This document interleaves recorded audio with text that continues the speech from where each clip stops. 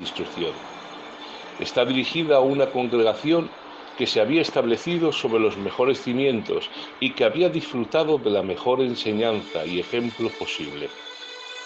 Imaginen la oportunidad que habría vivido la ciudad de Corinto con una comunidad de testigos llenas del Espíritu Santo y fundadas sobre el Cristo resucitado.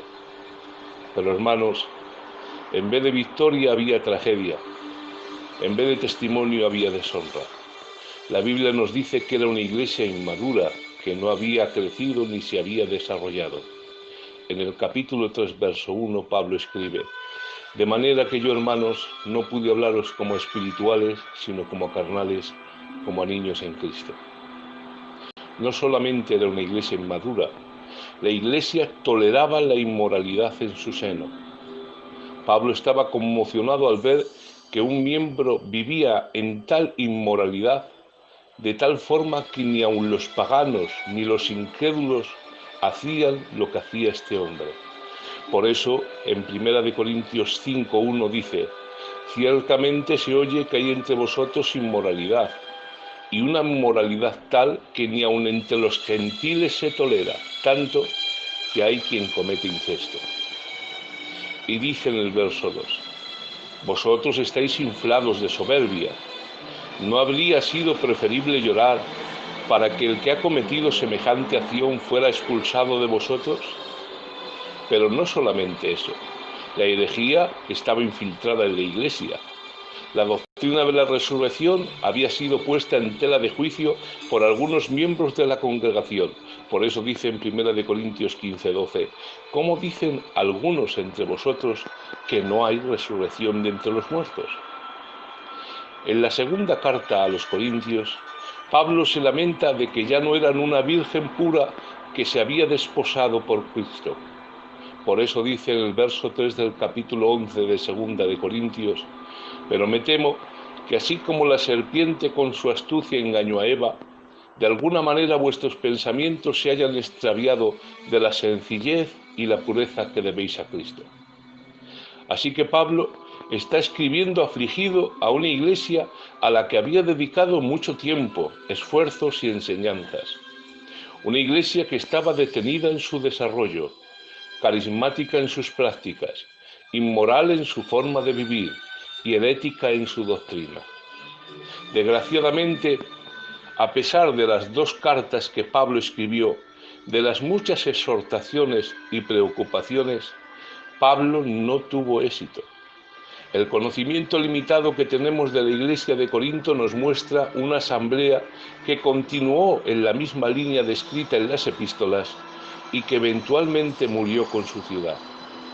Cuando Clemente de Roma escribió a esta misma iglesia en el año 97 después de Cristo, 38 años después de las cartas de Pablo a los Corintios, Clemente se enfrentó también con el mismo problema, la división y la carnalidad. Lo que Dios quería hacer en la iglesia de Corinto y a través de la iglesia de Corinto es que, a pesar del pecado y de la desviación de la ciudad, Dios quería que la iglesia se levantara como un baluarte, que hiciera mella en la ciudad. Pero hermanos, no fue la iglesia la que hizo mella en la ciudad, sino que fue la ciudad la que hizo mella en la iglesia. La iglesia de Corinto, en vez de refrenar el mal, se veía contaminado por él. Lejos de dar luz, se encontraba en oscuridad. La voluntad de Dios es que la iglesia penetre en el mundo, pero la historia de la iglesia muestra que una de las mayores tragedias ha consistido en que ha sucedido justamente lo contrario. Ha sido el mundo y sus valores los que, por desgracia, han penetrado en la iglesia.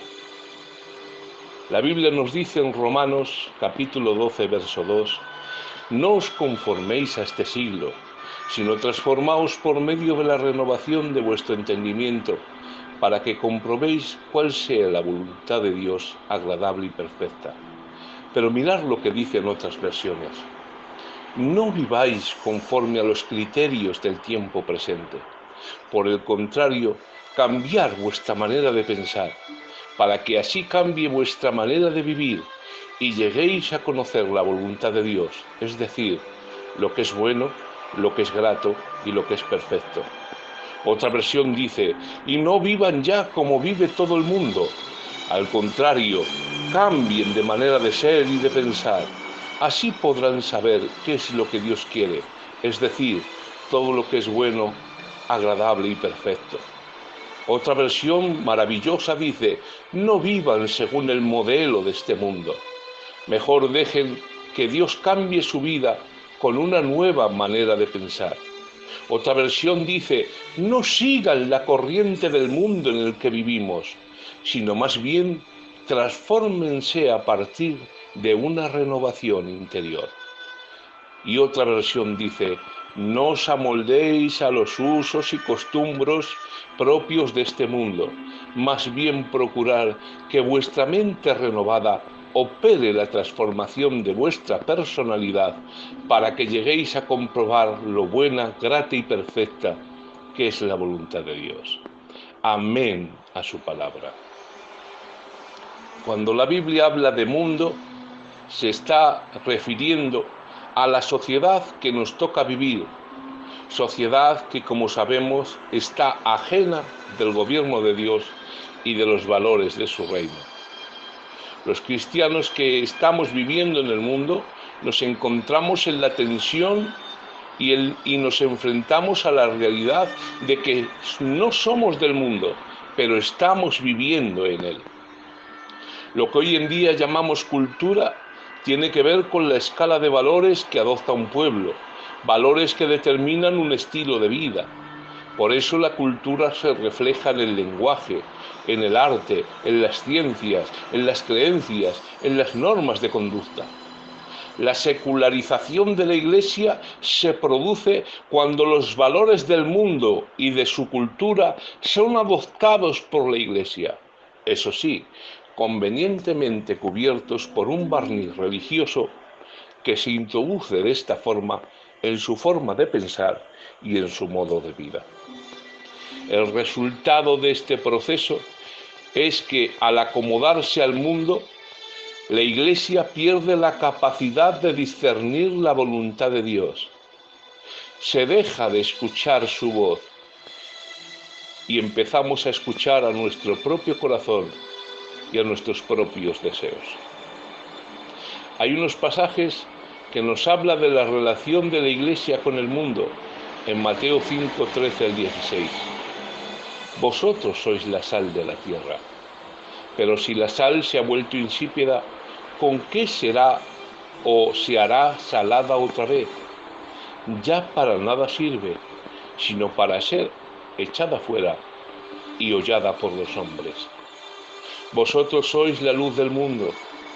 Una ciudad situada sobre un monte no se puede ocultar, ni se enciende una lámpara y se pone debajo de un almud, sino sobre el candelero y alumbra a todos los que están en la casa.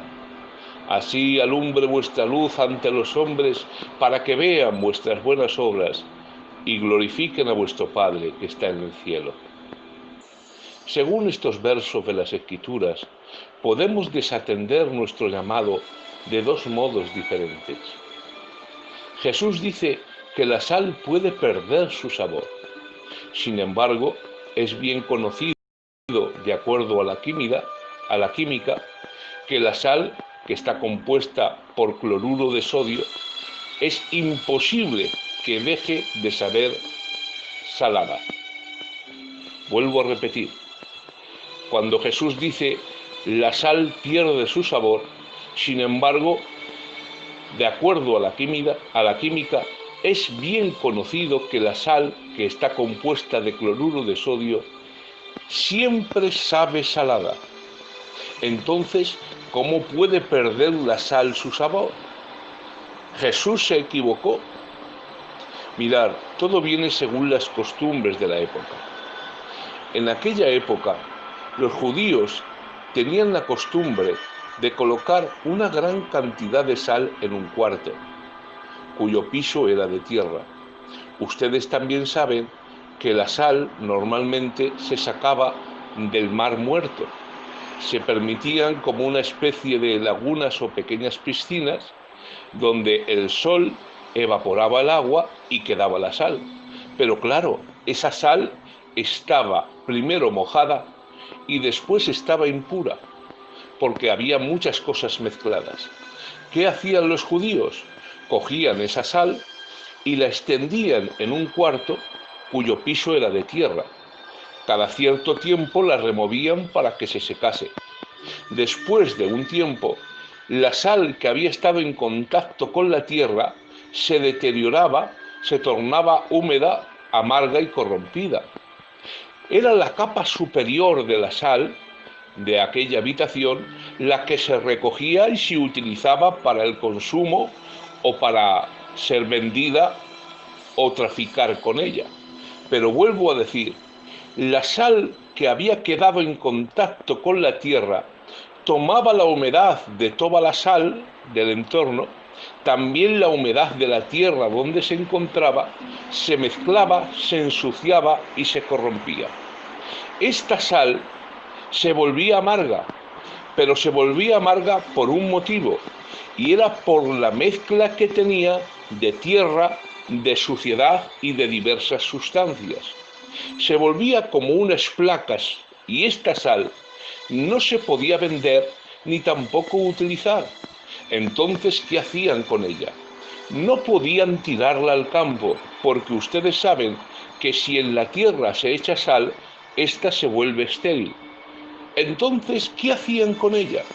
Esta sal mezclada, sucia, húmeda, mojada, amarga y corrompida, se echaba en los caminos, y así, en el camino, que no se sembraba nada, la gente iba andando y era pisada.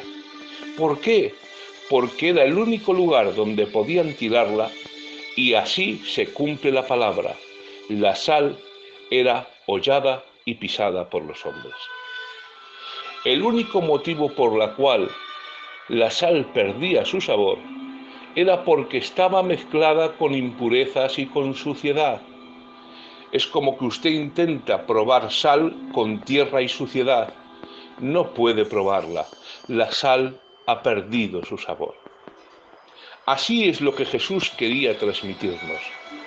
En este mundo nosotros somos la sal, pero si nosotros permitimos la mezcla con las impurezas, con los conceptos mundanos, con la cultura y el status quo de este mundo, entonces perderemos nuestro sabor y también a la vez nuestra función como testimonios de Dios en el mundo.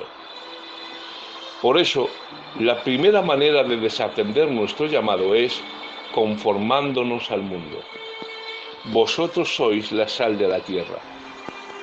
En los tiempos de Jesús, la sal se relacionaba en la mente de la gente con tres cualidades especiales. Primero, la sal se conectaba con la pureza. Los antiguos decían que la sal era la cosa más pura, porque según ellos procedía de las cosas más puras que para ellos eran el efecto del sol y del mar.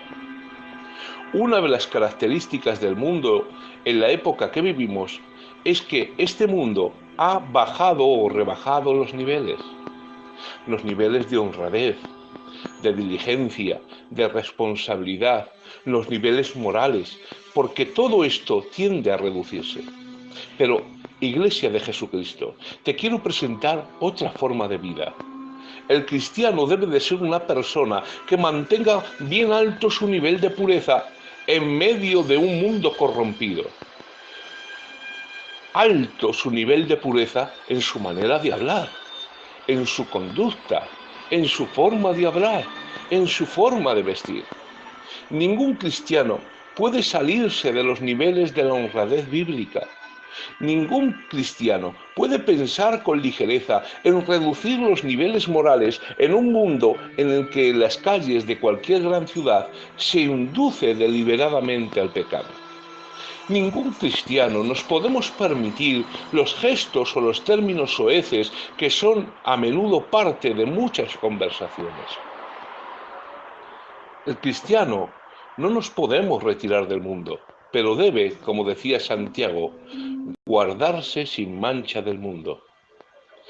Puedes ser diferente, puedes ir contracorriente, puedes iniciar una verdadera revolución cultural. ¿Y en qué sentido? ¿Por ir a la moda en tu corte de pelo? ¿O quizá por ir a la última en cómo te vistes? ¿Por hacer lo que todos hacen? ¿Por ir a los lugares de más moda? No. Puedes ir contracorriente e iniciar una verdadera revolución cultural cuando te conviertas como un Noé en medio de una generación pecaminosa. Cuando imitas a Lot en medio de una ciudad pervertida. O cuando quieres vivir como Daniel, que vive según unos preceptos personales que la cultura reinante intentó destruir por todos los medios, porque ustedes lo saben. Le cambiaron su nombre, su forma de vestir. Intentaron cambiarle incluso su fe, pues su nombre, Belsasar, significa siervo de Bel, de un dios babilónico. Pero sin embargo, aunque se encontraba a cientos de kilómetros de la tierra de sus padres, aunque el templo había sido destruido, aunque Jerusalén había sido hollada, él todavía intenta vivir conforme a la ley de Dios en medio de un país pagano y apartado de las cosas santas. Y escuchar, la gran desgracia no fue que Jerusalén fuera destruida. La gran desgracia es que cuando estos hombres fueron cautivos en Babilonia, muchos de los judíos consintieron en adaptarse a la forma de vivir de los babilonios y se olvidaron del Dios de sus padres. Por eso, aunque la cultura reinante intentó destruir a Daniel y a sus amigos por todos los medios, no lo consiguió, porque él propuso en su corazón no contaminarse con la porción de comida del rey. Y mirar, hermanos, cuando haces las cosas porque está el pastor o el predicador o por el que dirán, tus motivaciones son erróneas. Pero si intentas vivir una vida basada en principios personales, no por el ambiente donde estás, ni tampoco por lo que hace la gente de tu alrededor, sino porque tú sabes en quién has creído y en quién has depositado tu fe, entonces puedes ser como Daniel. Vosotros sois, dice la Biblia, la sal de la tierra. En el mundo antiguo, la sal era el más antiguo de todos los conservantes. Se usaba para evitar que las cosas se corrompieran, para contener la putrefacción de los alimentos. Así que la sal preserva de la corrupción. Si el cristiano ha de ser sal en la tierra, siempre tiene que tener influencia antiséptica en el lugar donde se encuentra. Mirad, hermanos, la Biblia nos dice que cuando Moisés se encontraba en la montaña hablando con Dios después de muchos días, el pueblo vino donde Aarón y le dijo: haznos un Dios, el Dios que nos sacó de la tierra de Egipto. Y la Biblia nos dice que Aarón tuvo miedo, consintió en el pecado del pueblo y les hizo un becerro. La Biblia nos dice que cuando vino el profeta donde Saúl y le dijo: ¿por qué has hecho esto? ¿Por qué no has destruido a toda la nación enemiga? Saúl dijo una palabra: tuve miedo del pueblo. Y por tener miedo del pueblo, del que dirán, pecó contra Dios. Mirad, hermanos, os hablo con total sinceridad. Todos sabemos que hay ciertas personas en cuya compañía es fácil ser buenos. Pero también sabemos que hay ciertas personas en cuya compañía es fácil bajar el listón moral.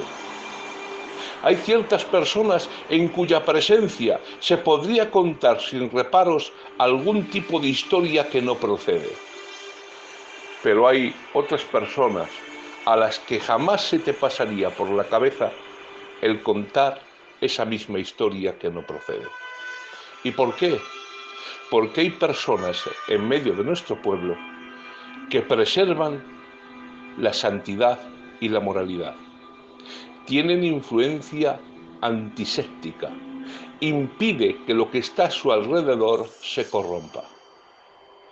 Por desgracia, muchos de nosotros tenemos más que amigos, amigotes, que se ríen de cosas que no deberían de reírse y se vuelven cómplices en muchas ocasiones de nuestras malas ideas, de nuestras malas decisiones y de nuestra baja moralidad.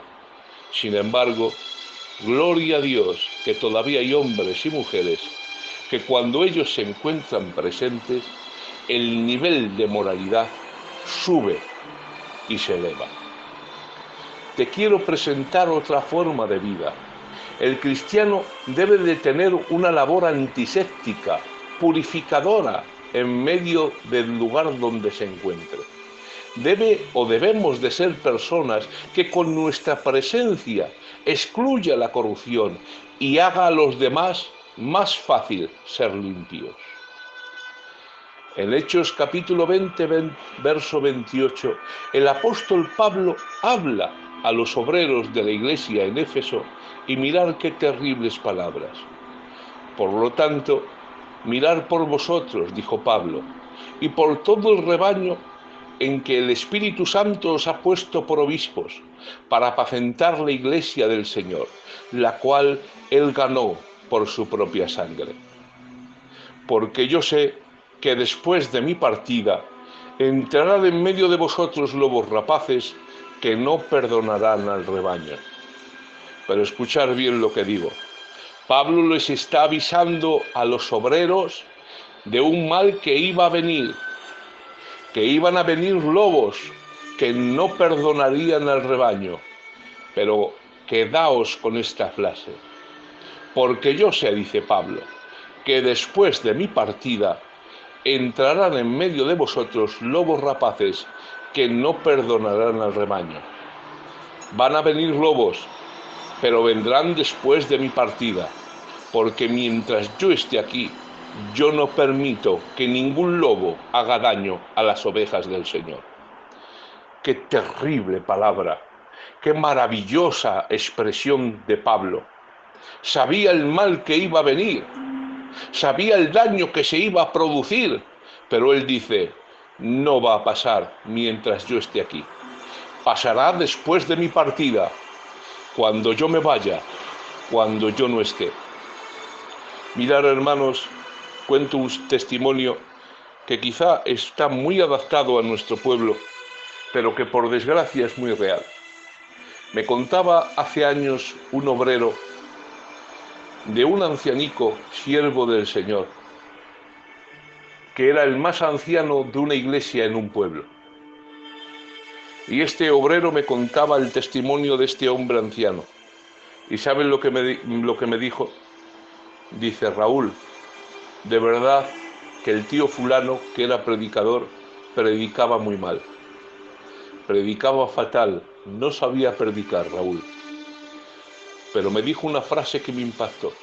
Me dijo, fue partir este hombre, lo digo más claro, fue morir este hombre y corromperse el pueblo. Porque quizá este anciano predicador no sabía predicar muy bien, pero mientras él estuvo con vida y en medio de ese lugar, no permitió que el mal creciera ni se desarrollara. Fue cuando él partió, después de su partida, cuando el pueblo se corrompió. Me impactó tanto esta frase que dijo este hombre, hablando de este anciano, que aunque han pasado muchos años desde que me la dijo, se me quedó grabado en el corazón y en la mente. Fue partir este hombre y el pueblo se corrompió. ¿Por qué?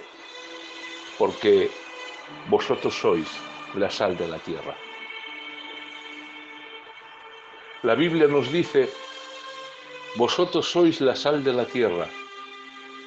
Pero una de las más obvias y maravillosas cualidades de la sal es que presta y da sabor a las cosas. Los alimentos sin sal son tristemente insípidos y en algunas ocasiones desagradables. ¿Quién no ha intentado comer jamón que no tenía la justa cantidad de sal y a pesar de ser jamón, si no tenía la justa cantidad de sal, no se ha comido? ¿Quién no ha probado una comida y que cuando la comida se ha probado, si no tenía la justa cantidad de sal, el sabor no era bueno? ¿Por qué? Porque los alimentos sin la sal justa son tristemente insípidos y hasta en ocasiones desagradables. Os voy a decir algo que ustedes ya saben, simplemente se lo voy a recordar. El cristianismo es a la vida lo que la sal es a la comida. El cristianismo le presta sabor a la vida. Lo trágico de este tiempo es que la gente conecta a menudo el cristianismo precisamente con lo contrario. Lo identifican con algo que le quita sabor a la vida, que le quita alegría. Aun después de que Constantino hiciera del cristianismo la religión del Imperio Romano, tiempo después subió al trono otro emperador llamado Juliano, que quería volver a los antiguos dioses. ¿Y saben por qué? ¿Saben cuál era su queja? Está escrito en la historia. Este hombre escribió: ¿les habéis mirado la cara a estos cristianos? Ojos hundidos, mejillas pálidas, pechos de tabla, pierden la vida recomiéndose. Para ellos también brilla el sol, pero no lo ven. La tierra les ofrece su plenitud, pero ellos no la quieren. Lo único que desean es renunciar y sufrir para morirse lo antes posible. Tristes palabras que definen el cristianismo actual, por desgracia. Para Juliano, el emperador, el cristianismo le quitaba vivacidad a la vida. Robert Louis Stevenson, uno de los escritores más famosos de la historia, escribió una vez en su diario como si estuviera recordando un fenómeno extraordinario. Y está escrito en su diario y escribió esta reseña: hoy he estado en la iglesia y no me ha dado depresión. ¡Qué tristeza, hermanos! ¡Qué tristeza! Hasta tal punto hemos perdido la seña identificadora de lo que es el Evangelio. Ya está escrito en las Escrituras: el gozo del Señor es mi fuerza. Pero por desgracia, la tristeza, la melancolía, la angustia, la depresión, el status quo de la mayoría de cristianos de este tiempo. La gente se encuentra melancólica, se encuentra triste, se encuentra agobiada, se encuentra sin vida. ¿Y saben por qué? Porque nos hemos olvidado que el Evangelio lo que hace no es quitar sabor, sino dar sabor a la vida. Pero te quiero presentar, Iglesia de Cristo, otra forma de vida basada en la palabra de Dios y en el verdadero Evangelio. El mundo tiene derecho a descubrir otra vez el fulgor perdido de la fe cristiana. En un mundo lleno de ansiedad, de tristeza, de nerviosismo, el cristiano debería de ser la única persona que se mantuviera serena y con gozo. En un mundo deprimido, el cristiano debería ser la única persona que siguiera llena de alegría de vivir. Debería haber una sencilla luminosidad en cada cristiano, donde quiera que esté, si ha de ser la sal de la tierra. El cristiano deberíamos de difundir gozo. Ahora entendemos el verso que está en el capítulo 16 del libro de Hechos. Pero a medianoche, después de una paliza terrible, orando Pablo y Silas, cantaban himnos a Dios y los presos los oían. ¿Cómo puede ser que en medio de la situación en la cual ellos vivían y se encontraban, pudieran cantar? ¿No dicen las Escrituras: ¿están ustedes tristes? Hagan oración. ¿Están alegres? Canten alabanzas. Por esto, entonces, ¿por qué cantaba Pablo y Silas? Porque estaban alegres, se encontraban con gozo. Pero ¿cómo puede ser esto? Se encontraban con gozo porque tenían y sentían el gozo del Espíritu de Dios en sus corazones. Y eso, hermanos, te voy a decir algo, lo que tienes dentro sale fuera. Lo que hay dentro sale fuera. Hoy en día en España hay millones de personas que tienen depresión en alguno de sus 3 grados. Y por desgracia, muchas de esas personas están en nuestras iglesias. Estoy seguro de que alguna de las personas que me escucha necesita pastillas para dormir. ¿Y cómo puede ser esto? ¿Cómo puede suceder? Muy sencillo, porque no tenemos la comunión suficiente con la persona gloriosa del Espíritu Santo y estamos viviendo o intentamos vivir esta vida en la energía de la carne. Y hermanos, el creyente no puede vivir en la cultura del mundo, ni tampoco con los medios o herramientas que el mundo nos ha concedido. La única manera de vivir el cristianismo y vivir conforme es digno del Evangelio es lleno de la persona del Espíritu Santo. Vosotros sois la luz del mundo, dijo Jesús. Una ciudad situada sobre un monte no se puede ocultar, ni tampoco se enciende una lámpara y se pone debajo de un almud, sino sobre el candelero, y alumbra a todos los que están en la casa. Alumbre así vuestra luz ante los hombres, para que vean vuestras buenas obras y glorifiquen a vuestro Padre que está en los cielos. Una luz es algo que en primer lugar y principalmente está para que se vea y se permita ver. Las casas en los tiempos bíblicos, las casas de Palestina eran muy oscuras, con una sola ventana circular de medio metro de diámetro. La lámpara era como una especie de platillo lleno de aceite con una mecha que poco a poco se iba consumiendo. Escuchar bien, esto es importante. No era fácil encender una lámpara en los tiempos bíblicos, porque no había cerillas ni mecheros. El fuego se acostumbraba a conservar, pues era un bien importante. Es por esto que normalmente siempre había un fuego encendido en la casa para cuando se necesitara. Normalmente la lámpara se colocaba siempre en un candelero o soporte, que en muchos casos no era más que un soporte de madera toscamente tallada, pero escuchar, siempre se ponía alto, porque cuanto más alta está la luz, más lejos llega. Es por esto que ustedes pueden mirar al techo y, sea que esté en su casa o no, siempre va a haber la fuente de iluminación en el techo. Ahí se encuentran las lámparas, ahí se encuentran las bombillas, porque la luz se necesita poner cuanto más alta mejor para que ilumine toda la estancia. Pero cuando la gente salía de la habitación,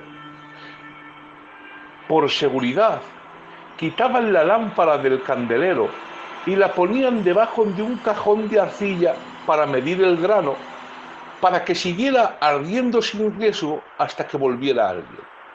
Lo explico mejor para que lo entendamos. Nadie enciende una lámpara y la pone debajo de un almud. Un almud era como un cajón de arcilla de medir el grano.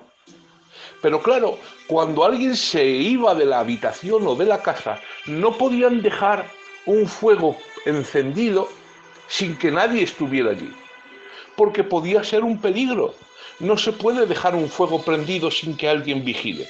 Entonces bajaban la lámpara y la metían en ese cajón de arcilla para medir grano, para que allí siguiera ardiendo pero sin riesgo hasta que viniera alguien. Y cuando alguien entraba, la habitación estaba mayormente a oscuras, pero en el almud, en ese cajón de arcilla, se encontraba la lámpara encendida, que no se apagaba. Pero cuando alguien iba a entrar de nuevo a la habitación o a la estancia, sacaban la lámpara del almud y la volvían a colocar en lo alto. Porque el deber primario de la luz, de la lámpara, es que se pudiera ver. Pero para ello, para que se viera, tenía que estar en su lugar. Porque una luz fuera de sitio pierde su efectividad y su propósito. La luz está prendida, la lámpara estaba prendida, pero al estar metida en el almud, que era ese cajón de arcilla, no daba la luz que se tenía que dar, no cumplía su propósito, que era iluminar la estancia. Segunda manera de desatender nuestro llamado, esto es, manteniéndonos al margen de la sociedad, de tal modo que nuestra influencia sea prácticamente nula. La luz escondida no puede alumbrar. Entonces la conclusión era que la luz, cuando estaba fuera de su lugar, perdía efectividad y propósito. Ninguna de dichas actitudes constituye la voluntad de Dios para el cristiano y para su iglesia. Pero te quiero presentar otra forma de vida. En primer lugar, en estos versos, la luz no son ideas ni pensamientos. En estos versos no es una filosofía o una doctrina. Los discípulos no deben de llevar a los hombres nuevos conceptos del mundo, nuevas filosofías o enseñanzas de sabiduría, de palabras o de ciencia. En este pasaje, la luz son buenas obras. La luz son acciones vivas que puedan ser vistas e incluso oídas. Las obras son simplemente la luz infiltrada de la vida, la luz que se ha realizado. Son la verdad configurada, la fe vivida. Mirad, hermanos, tenemos que decir una realidad. Y la realidad es que hoy en día prácticamente nadie lee la Biblia. Incluso los cristianos, los que deberíamos de leer todos los días las Escrituras, escudriñarlas, meditarlas, aprender de ellas, no la leemos. No leemos las Escrituras. Las Biblias están llenas de polvos en nuestras estanterías. Si el creyente, el Hijo de Dios, no lee la Biblia, ¿de verdad te crees que el mundano, el incrédulo, el que no tiene a Dios, lee la Biblia? Nadie lee la Biblia. Solamente un porcentaje muy pequeño la lee, la estudia, la medita. ¿Qué te quiero decir con esto? Que el 99% de la gente que te rodea no coge la Biblia para leerte, pero sí te ve a ti la forma de vida que tienes. Nadie coge un libro, o casi nadie coge un libro para aprender de Dios, pero sí te ve a ti y a mí. Por eso dice Pablo, porque vosotros sois cartas escritas que leen los hombres. Por esto en este pasaje Jesús nos dice esto: así alumbre vuestra luz ante los hombres, para que vean vuestras buenas obras y glorifiquen a vuestro Padre que está en los cielos. Siempre en todas las Escrituras lo que el Señor dice es que lo que hace tu mano izquierda no lo vea tu derecha. ¿Por qué? Para evitar el orgullo, para evitar la autopromoción, para evitar la vanidad, porque por desgracia somos de tal hechura, de tal forma, de tal personalidad, que siempre nos damos importancia y tono por las cosas que hacemos. Hay un pasaje en la Biblia que dice, y cuando hagas todo lo que tenías que hacer, di, siervo inútil soy, porque lo que tenía que hacer he hecho. Si haciendo todo lo que Dios manda somos siervos inútiles, ¿cómo nos tendría que denominar o definir las Escrituras a nosotros que no hacemos ni una décima parte de lo que sabemos?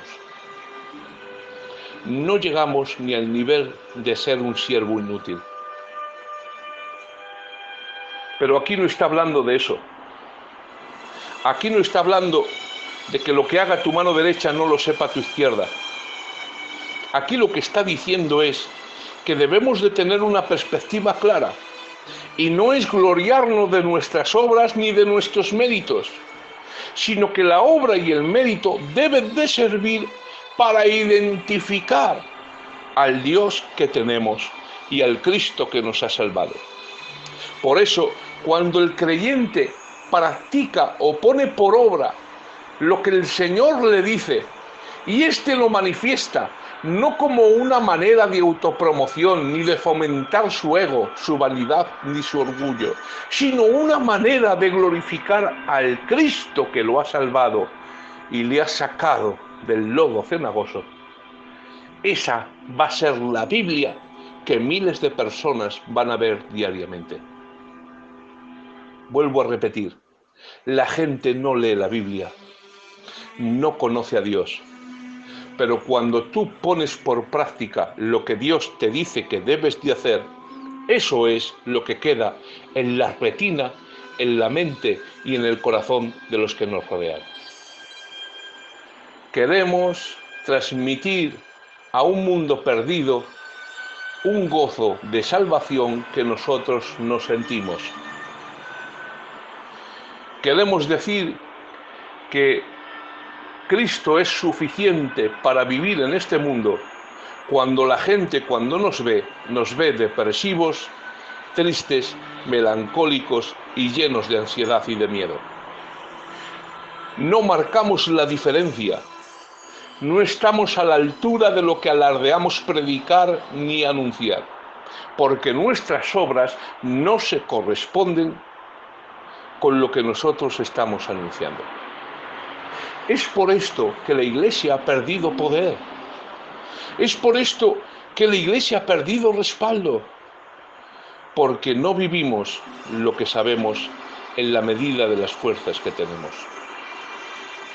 Mirad, hoy en día las iglesias se han convertido en bodegas, en lugares escondidos donde unas personas desconocidas se meten para adorar a Dios esperando que éste venga pronto a por su iglesia. Fijaos cómo se encontraba el barco de Jonás. Una gran tormenta, el barco lleno de carga, marineros paganos que en el momento de la tormenta cada uno clama a su Dios, intentan mantener a flote el barco, tirando toda la carga para que el barco flote, claman a sus dioses, adoran a sus dioses, están trabajando todos los que pueden para que el barco no se vaya a pique. Y el único que tiene la fe en el Dios verdadero está dormido, metido allí dentro, bajo la cubierta del barco, en la bodega, sin hacer nada, sin mover un dedo, sin clamar a Dios, sin orar tan siquiera, hasta que tiene que venir el incrédulo inconverso, pegarle 2 patadas en los riñones y decirle: por lo menos clama a tu Dios, despierta, ¿qué estás haciendo aquí? Todo el mundo clamando, todo el mundo aportando, todo el mundo luchando para que este barco no se hunda, y tú dormido en la bodega. Y mirar las palabras de Jonás: esta tormenta es por mi culpa, porque yo no quiero obedecer al Dios verdadero y esto viene por él. ¿Qué dices? Jonás, ¿cómo te has metido tanto debajo del almud? ¿Cómo te has metido en la bodega? Es terrible, hermanos. Este mundo se está hundiendo. Se está hundiendo totalmente. Te voy a decir una cifra, no te asustes. Hay más muertes por suicidio cada año que por las que se están produciendo por coronavirus. La gente se está quitando la vida porque ha perdido la esperanza de vivir. La gente se quita la vida porque no tiene fuerzas. La gente ha dejado de querer luchar. La gente se está volviendo a los vicios de este mundo, a las drogas y al alcohol, porque no tiene esperanza. Pero nosotros nos metemos en el culto. Nos matamos por ver quién trae el mejor detalle de la palabra o quién puntualiza mejor un verso. luchamos con nuestras corbatas y nuestros pelos engominados para ver quién es el que predica mejor o canta un coro más bonito. Y sin embargo, la iglesia está metida en la bodega y no da luz.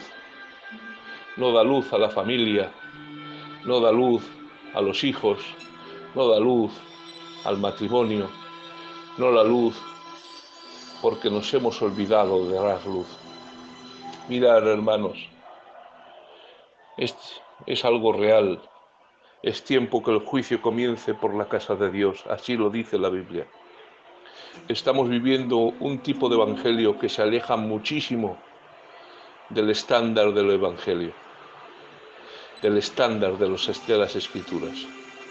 Cualquiera que estudia la Biblia sabe que lo que estoy diciendo es cierto. Nos hemos escondido en la bodega y creemos que de vez en cuando tenemos que hacer alguna obra de evangelización o que vivir un cristianismo radical, poner en una camiseta Cristo es Dios. Eso es el cristianismo radical. O hacer un concierto para la gloria de Dios. La palabra radical viene del latín raíz. Cristianismo radical significa cristianismo que vuelve a las raíces. Nos creemos que con 4 eventos ya hemos hecho lo que tenemos que hacer para todo el año. Que por invitar a fulano o a mengano ya estamos viviendo un evangelio cristocéntrico.